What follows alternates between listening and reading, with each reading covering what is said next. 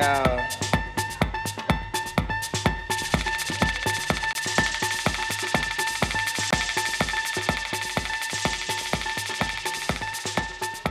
So, y'all heard what the fuck was going on from 2 to now of just amazing, pure, beautiful, and a deep love for house music from Miami's own. At the end of the day, I would say like y'all are like really the legends of this space, unsung, to be honest, unsung. So I really want to get into a bit of y'all history. So thank you for being here. Y'all like this is like a space set, to be honest. Like y'all played for hours, so that's not. We can do it, believe me. And that's what this also connects to. Test, 1, 2. Test. Testy. Test, 1, 2. Test, 1, 2. Look at that beautiful voice. So I'm gonna have these amazing individuals introduce yourselves, introduce yourself to the Masisi world. I was just here a couple of weeks ago. My name is Dennis Baker. I'm originally from London, England, but I've been living in the States for a long time. I just love house music. I've always been interested in music. I'm a singer-songwriter as well, DJing right now, but trying to get back into writing and producing. And there's something down here. It's been here for a long time, but we need to kind of push it out.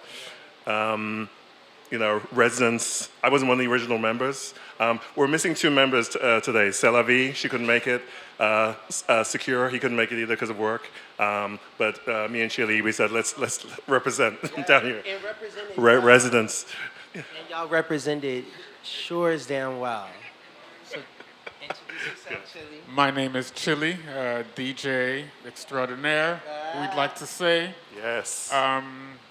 I was born in New York, but my parents are from Haiti. So, Haiti. Yes. aye, Bobo, let's do it. And a lover of house music, a lover of all music, but house music grabbed me from the New York days and continuing on down here, having the pleasure to meet Andre So, who was one of the founders the main founder of Residence. And we just continued to do our thing. Any place that we can find it, we would plant our flag and do our thing. Take over. So I would want to ask, what was you all's first residence party if y'all were not original members? What was the first party? The very first party was at this place called 7th Circuit. Okay. 7th Circuit, also Moksha. So it was 7th Circuit / Moksha Yeah. on 59th Street and Northeast 2nd Avenue. Yep, it was a warehouse space. And the thing about that party is that it started at 11 p.m. Okay. And then we went on till 9 a.m. sometimes. Yep. How long ago was that? That was in 2005. Period. Period. A beautiful year to be in Miami. Yes. There were a lot of after-hours clubs going on then, and the clubs normally close at 5. Yeah. So at 5, we'd have buses of people coming over from the clubs, even some owners. Yeah. They'd come over, and we got so successful at one time that the Miami New Times came to interview us. Okay. Yes. And so that was a beautiful time. Yes, Can you run down the list of all the original members of Residence? Gladly. The like I said, Andre So was the original founder. He hooked up with Sela Vee. I believe Sela Vee is the one that came up with the name Residence. And there was DJ Peace, who we lost, as well as Andre So. R.I.P. And we had Gingy Brown was in Residence, yes. Enough respect, Gingy Brown. There was DJ Chris as well. Okay. We had Donna. Yes, we love Donna. Yes, yes, Donna Yes, Hughes. we Donna, love you, Donna. Donna. We love you. If you're paying attention. The world's diva. That's right. That's right. That's right. And those were the originals. And then just Dennis and his sister, they had a band. Okay. You want to tell them a little bit about? Sure. Trying to resurrect it at this point. I know my sister's probably watching. She may be happy about this. Yeah, I had a group called Soul Express. We're still there. We're trying to regroup and do some more recording. And yeah, we stumbled on, I can't remember the exact year. We stumbled on, I was coming out to a place called Chamber Lounge. That's when I met a lot of the people down here. I ran into Andre Soul and Chili and found out about Residents. And I think it was a winter music conference. We ended up doing a showcase. They were the DJs, and we did a live performance. Myself, my sister Joanne Baker, she's on Twitch. Hey Joanne, how you doing? Hey, Joanne. And a good friend of mine, Nifas Braggin, she lives up in West Palm Beach still. So, and yeah, we did a few events with them. So I have a couple of videos up on YouTube that from the Residents events. That yeah, I need to start pushing out and you know. And letting people know about those because those are time capsules right now. So that's right. That's archive of like a time in Miami that I feel like we're all trying to pull from that. That's where the soul really of Miami lives. Yeah. And yeah, like you can feel that in the streets. You can feel that in the clubs and events that are going on. Especially like y'all play specifically Afro house music. Like y'all are disciplined in that. Afro house, Yes, disco, yes, soulful house, yes. definitely classic house. Yes. One of the Exactly, soulful house that's music party. Really the foundation of Residents, and that's a lot of where I got my love of house music was deep soulful house, deep house, anything that's classic from the late 80s, 90s. That was the foundation. And then going on from that, there's still a lot of that music still out there. You don't really hear that much of it, unfortunately, but hopefully we can kind of keep pushing it out there. So. How has that been navigating like this, like the landscape? Because a lot of folks are now kind of like they're entering in this genre space as well, and like they're doing their parties. But I know for me as like someone that is navigating the Masisi events and like simply trying to like curate and like bring a Black perspective to the electronic music conversation here in Miami. It's definitely been like a road to traverse through. So I would love to hear like some imparting like advice that you could give to folks that's trying to do the same thing too. Because like you said, to have something that started in 2005 and it is still continuing that, it's like real sustainability and real community driven like investment. So yeah, what are some like gems you can impart? I really have to give it to, like I said, I wasn't there at the beginning of Residents, but when I found out what these guys were doing, I was like, I just latched onto them, and I just wanted them to drag me along with whatever I was doing, and to have them, welcome me in and invite me in to be part of the group was, that was monumental for me. So I have a lot of respect for what they were doing. They were laying a really good foundation down here. And most of my lifetime has been lived down here. I didn't live in New York. I came from England, but I was a kid when I came over here from London. So my experience has been down here. So all the house and the essence of what should be Black, soulful, deep house music comes from these guys. And there's a few other DJs down here that, they don't get as much respect as they should. But hopefully, we can continue pushing that forward. One of the things that Andre Soul wanted to do is to create a welcoming space, similar to what you have going on here. He didn't feel like we should be catering to what was happening on South Beach, those kinds of clubs. He wanted to just create our own thing, which we were successful in doing by just doing these warehouse parties, which is where our initial parties were. They were always in a warehouse. And one of the things that drove us was, of course, the love of music, the love of house music. And that passion just kept us there. So every time we tried to go away, some members left, like DJ Chris left and Gingy Brown left, but we always sort of came back together again. And I'd say the passion for the craft is what kept us together. And back then, we were playing vinyl and CDs, and now there was no controller when we were doing our thing, you know? So the technology's also changed a lot, but we're trying to embrace that.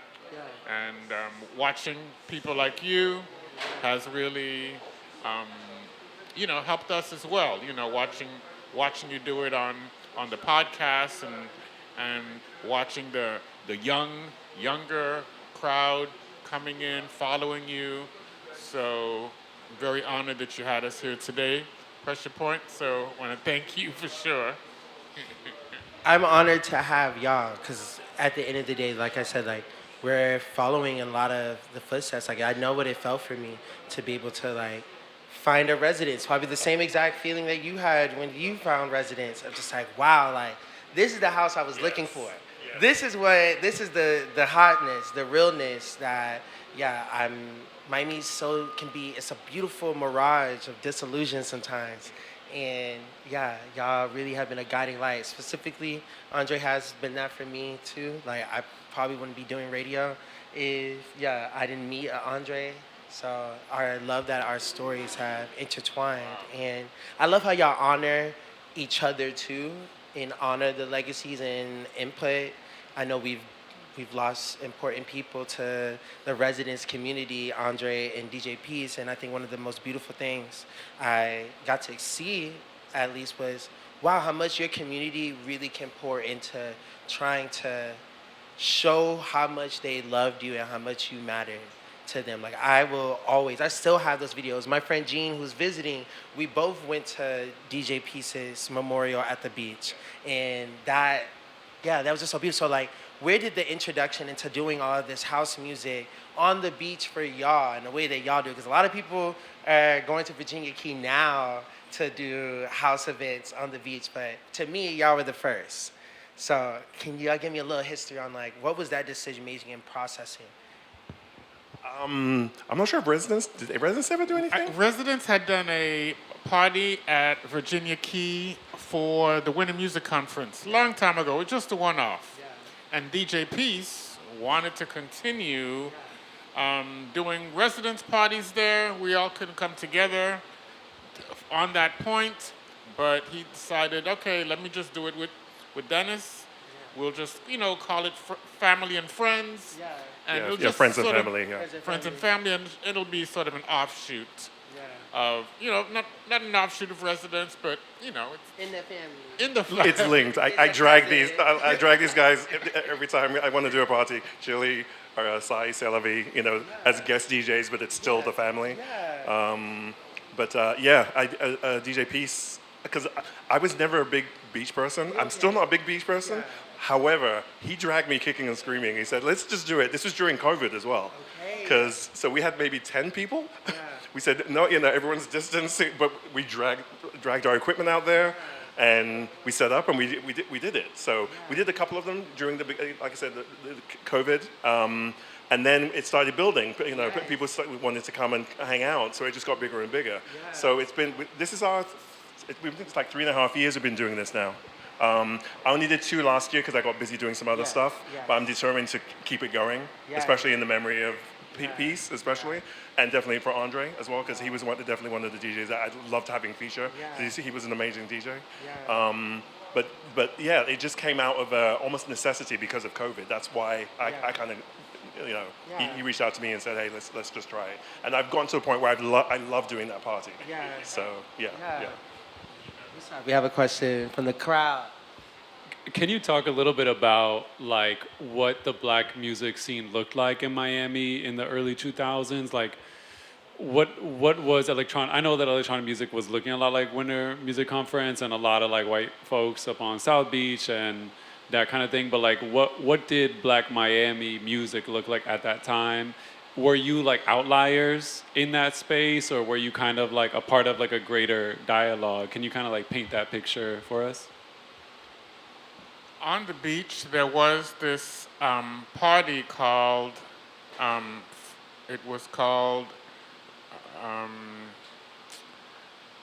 believe Fat Black Pussycat. Period. It was called Fat Black Pussycat. And the DJ was Carlos Menendez and Luis Diaz. And the promoter was this cool cat called John Hood. And they would play funk music. They'd play Ohio players. They'd play Bill Withers, the whole gamut, but that was black music. So that was, and that was a very popular party. But you could always count on going there, and it was a Monday night party as well. Yeah. I only went a few times. Yeah. So you could always count on getting some good funk music there, and everyone was dressed to the nines. But I would say that during the conference is when we started to get hip to the introduction of soulful house music in Miami with the Winter Music Conference, because we'd have people coming down this one time of the year in March to play and to introduce their music. People like Louis Vega would come down, and they would always have remixes of black songs, soul songs, disco songs, and it was an opportunity for us as DJs to get new music and sort of, do our own thing with it. I'd say, yeah. Dennis, I don't know what you're, in terms of black music. Well, like I said, Fat Black Pussycat, I only went there a couple times. It was a Monday night, and I lived an hour north of here, so coming down here on the Monday night just didn't work out well for me. I've always lived in Lake Worth, West Palm Beach. Yeah, yes. My sister's in Boca Raton, so she still lives up there. Yes, I know. So, when I did start coming, I didn't start coming down here until like 91, 92. And there were, a lot of the clubs were playing great, a lot of the stuff from New York, because a lot of DJs would fly up to New York, get music, and bring it back down. So any club you went to, Warsaw, even Twist, we were just talking about Twist, some of the big clubs, they were playing great deep house music and some soulful music as well. It was all mixed together. But I think I remember the catalyst for me was Chamber Lounge. It was a tiny box. But it had so much soul, and Chili was just telling me some soulful house, performers would go and perform there during music conference. It was the smallest place, but it attracted so many people, and it was a catalyst for me meeting a lot of the people that I know down here. It kind of reminds me of how you're describing is how I would describe ATV, what ATV was for me. Yes. Yeah. That's another place. That and Electric Pickle before it. Those were underground. They at least tried to reach out to the underground and bring underground DJs and soulful house DJs down here. It wasn't the EDM that was taking over down here. So they at least tried to keep a foundation of something underground, something soulful and deep. That's always been a good thing to have. But it seems like every now and again we lose that a little bit. So that's why I think we keep doing our parties, because we want to have something down here for black music. And I think y'all do a beautiful job, because everything kind of works its way in a cyclical form. So we're finding and getting to that place, and it's going to be really nice when massive amounts of folks in my generation or younger, they get exposed to what Residence is doing. So then, okay, now there's an audience, there's a larger audience, we can bring that same kind of investment, because that's really what it is. I think folks lost investment in our communities and what we're trying to do and found it in another, but they don't know that there still is always going to be an outlier community that is going to want something fresh and new. And I think what y'all are doing is still very fresh and new. So what are we looking forward to as residents for the future of music in Miami? We've been a little absent from Miami recently, although we just did something up in New York, which is our first New York gig, a venue called Now and Then, and we had a great turnout. It was a really great event. It was freezing cold. It was, what was it? It was January, February? It was in beginning of March. Beginning of March. It was freezing. Freezing. Up there. Absolutely freezing. And we did last year. It was last year we did something in Orlando. So we're trying to kind of branch out because there's some communities up in Orlando and in Tampa that we're in connection with as well. Sometimes I'll have some of those DJs come down here. Big house scene in Orlando. Great house scene in Orlando and in Tampa. So just being able to reach out to them and create something down here, which kind of involves, Florida's kind of weird because it's kind of everything's so far. We're trying to bridge those gaps. And because so a lot of those guys do come down here, and they sometimes bring their crowd as well. So they know that we're here. We'll definitely come together and do something. So maintaining that, and then keeping the beach, just keeping some visibility for what we're doing. I'm always saying be the change you want to see. Exactly. So that's one of the reasons why I just love doing the Virginia Key. And like I said, if a venue doesn't want to do something with us, that's fine. We'll find something. We'll someone's backyard. We'll do something. Just to make something happen so that people can hear what we're doing. The last place that we were was Moksha. Moksha opened up again on 71st Street, and we were able to do a lot of parties there, great parties. We were able to collaborate with some dancers lately. So we've been having a lot of ciphers. Shout out to Underground Souls. Underground Souls, that's right. Yes. That's right. And we are just now meeting with different venues, trying to see how we can branch out to places other than warehouses or big spaces. So stay tuned, residenceparty.com, and all the news will be there. Can you talk a little bit about the challenges of like sustaining collectivity for 20 years and even you're talking about going up to Orlando and Tampa and New York, I'm assuming, Miami's not a difficult place to be, and I think that a big part of what we're doing today is like shining light on residents because it hasn't always gotten the love that it deserves as a part of Black Miami music history.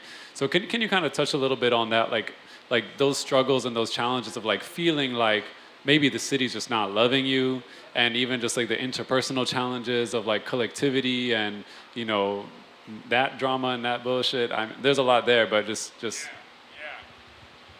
I'll take this first, Dennis. This was one of Andre's concerns, is that I think sometimes he felt that as Black people we might have gotten ostracized a little bit from the South Beach crowd. So he really wanted to, do this collection, this collective of us,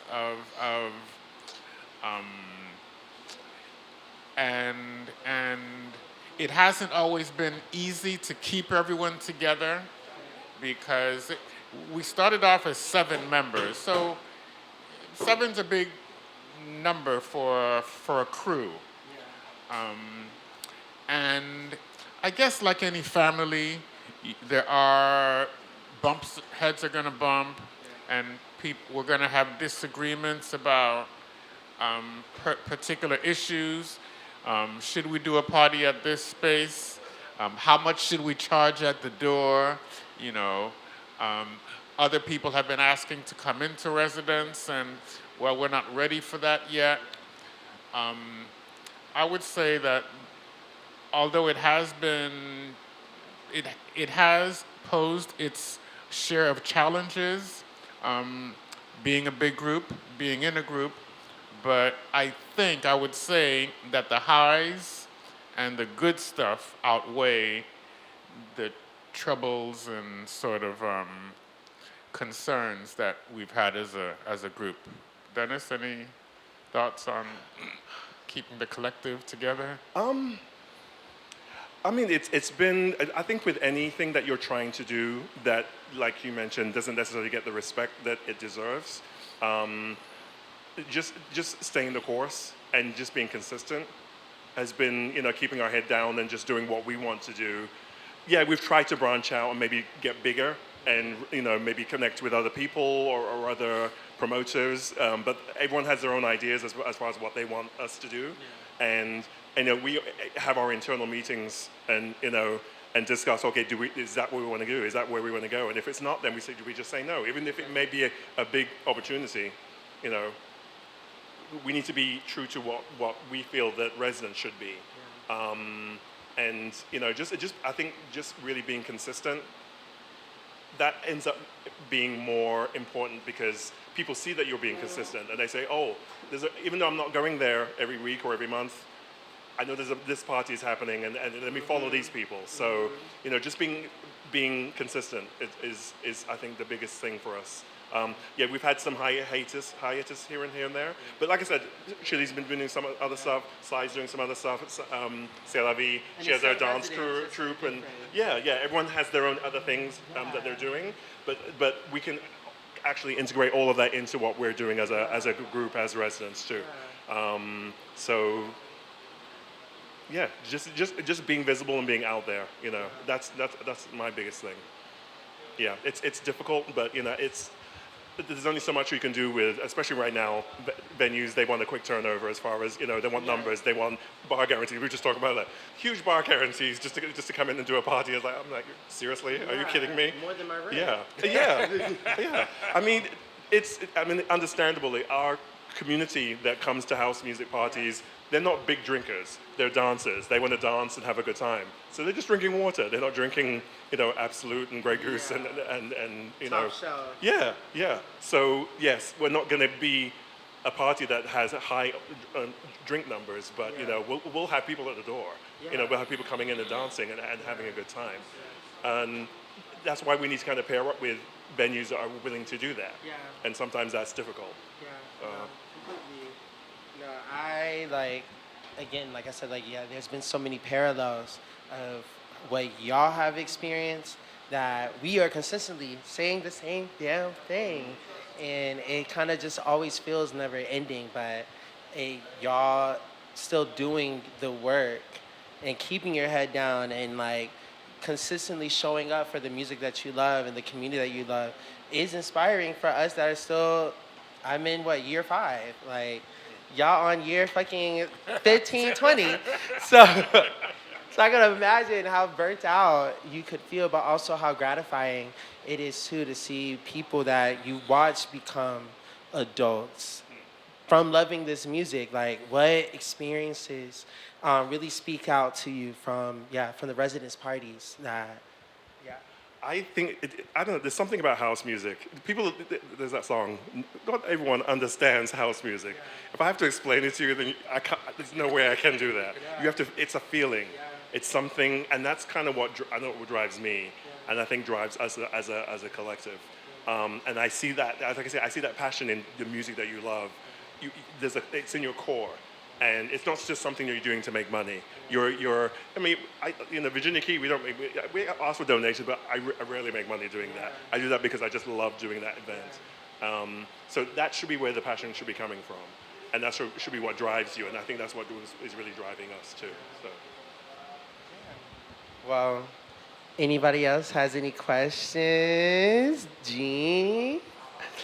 Wansi? I can ask you guys questions all day.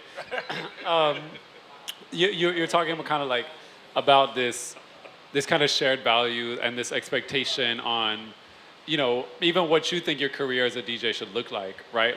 There is this idea that maybe these spaces, I'm not saying this is what you think, but club space or I don't fucking know, you name the venue and that's where you're supposed to be. That's the DJ epitome or whatever, or you go to New York and you play these spaces.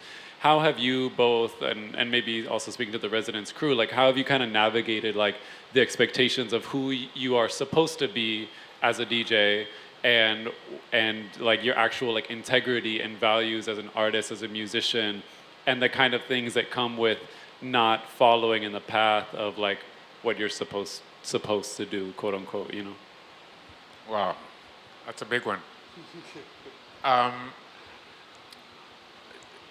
Every venue has their own thoughts about what the music should be, what the DJ should be playing, and Residence has its idea of what kind of music we should be playing, which is classic dance and soulful house. Now, when we branch off on our own to do gigs on the side, I might play a venue that strictly wants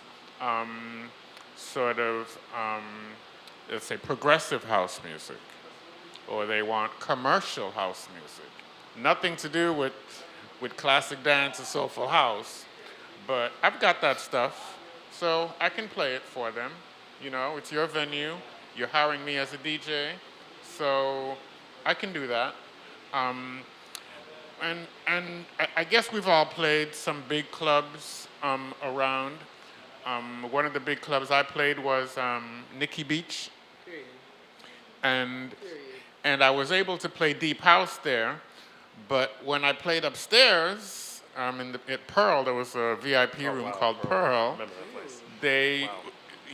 I would start off with deep house music, but then at some point they'd want to get a little ratchet with the hip hop. So I got that too. I got that too. So I would throw down. The very first record I purchased actually was Sugar Hill Gang, Rapper's Delight. Very first record I purchased. So, you know, that's where my head was. But again, that's a sample of good times, isn't it? But yeah, you know, I think in terms of musical challenges with these other venues that want one kind of music, I guess we naturally just stay away from them as residents trying to work there, and we would rather create our own space. We'll rent our own venue, rent our own warehouse, hire our own staff, buy our own liquor or whatever, and make our money. Yeah. That's kind of where I'm at. Going to a venue that wants you to play a specific sound, I do shy away from that. If they know me as a DJ, I have very types of music that I love. If I could do a gig, you know, ideally 3-4 hours, and play all of those genres all at one night, that would be an ideal place for me.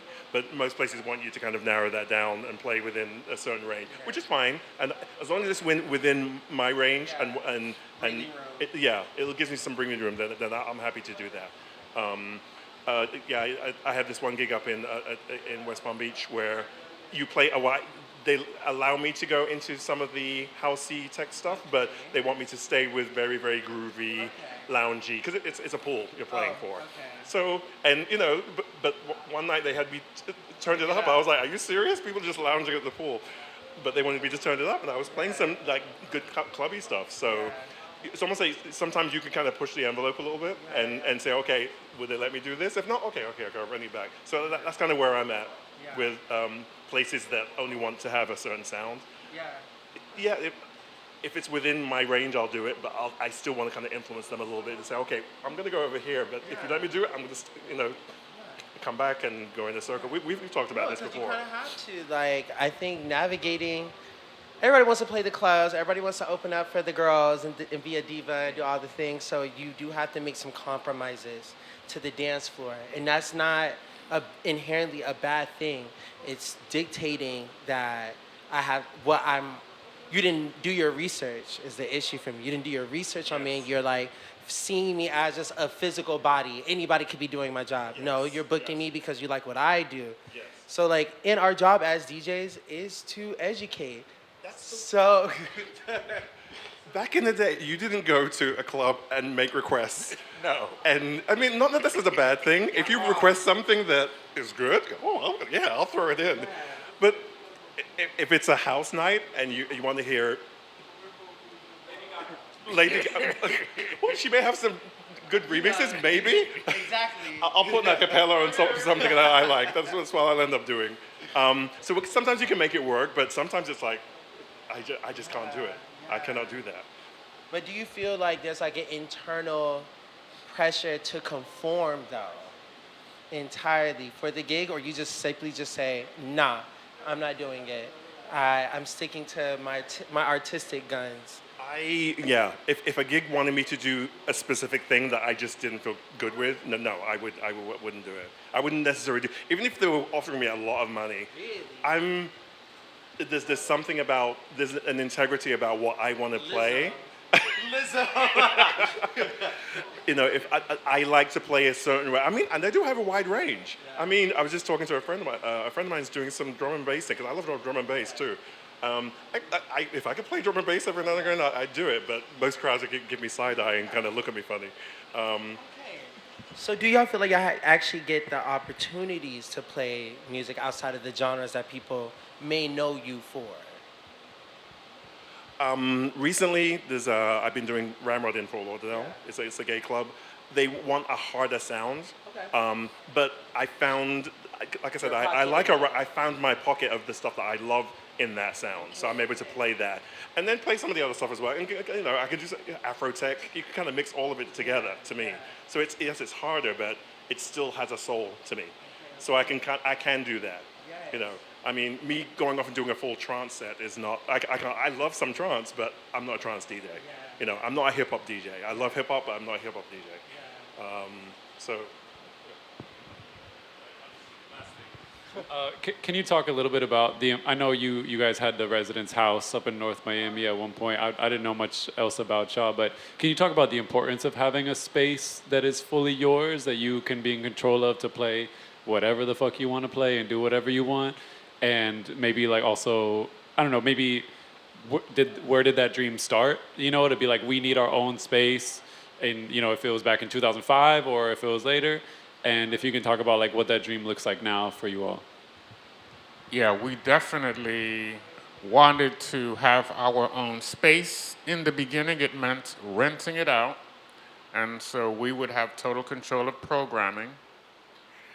One of the things that happened, like the house in North Miami, Cquer, is that they came to us. Sometimes these venues will come to us and say, yo, I love what you guys are doing. I love what you're playing. I've got a space. Let's do something.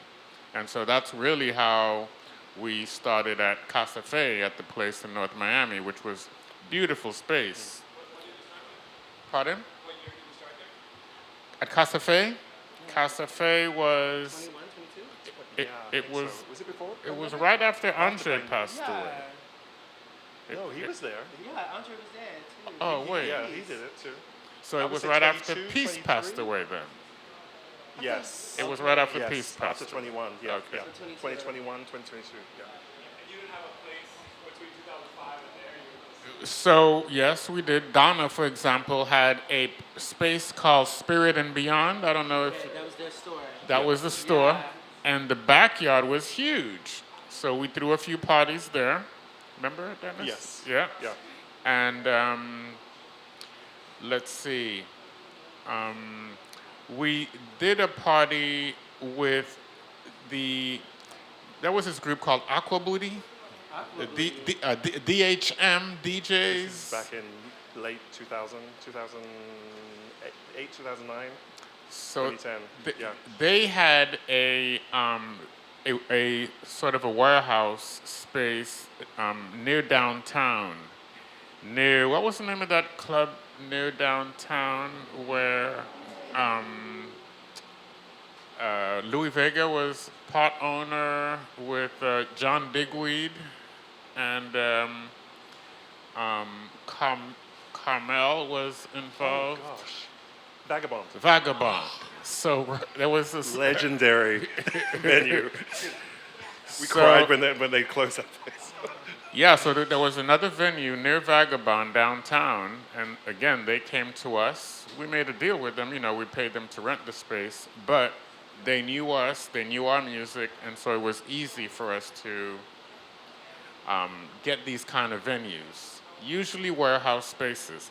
And like I said, now we're trying to branch out and look at smaller spaces, maybe not necessarily warehouse spaces, but the advantage of having your own space is controlling everything.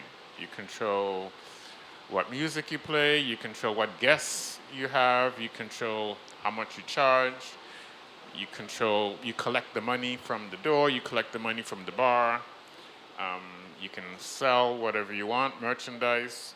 So it's very important. I would advise anyone wanting to do this to, try and rent out your own space and try and do it yourself, because you just have a lot more freedom to do things, and the money's more too, right, Dan? Yeah. No, I agree. I think having your own, as much control over what you're trying to do, because this is your presentation of how people will come and see you. So having as much control over as soon as they come to the door, as when they come through the door, the bar staff, the bathroom staff, everything, that should be a reflection of what you're doing. So that's an ideal situation. That's not necessarily, something that you can do all the time. Right. Especially down here in Miami. Like I said, some places, they don't let you do, give you as much for free range. But if you're renting it, then you probably do, they'll let you probably do whatever you want to do. I'd like to go back, Pressure Points, to something that you were kind of alluding to, like other spaces. So just want to give maybe a plug to a place I'll be this Saturday, which is in Sawgrass Mills Mall.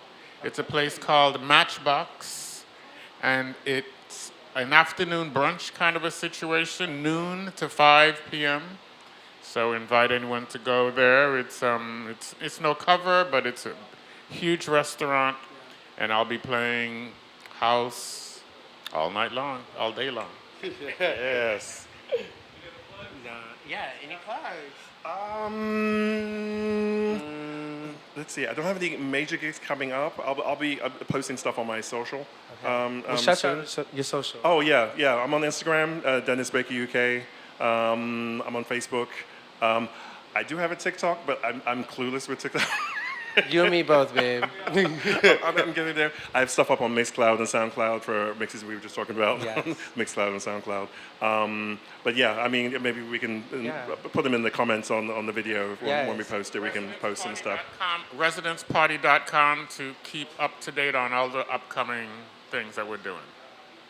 Yeah, and look out for, we'll be doing a friends and family soon. We're just checking dates with the park and everything. So we're going to keep those going. And maybe we can do something with you too. So that would be great. Yes. Yeah. And I'm looking forward to Soul Express. Ooh. Yeah, we need that. Yes. That's it. It's in the it's been in the works for a while. Okay. We had a couple things out. Yeah. But I have like several things that pieces of music that we just didn't finish. Okay. So I want to finish them, produce them.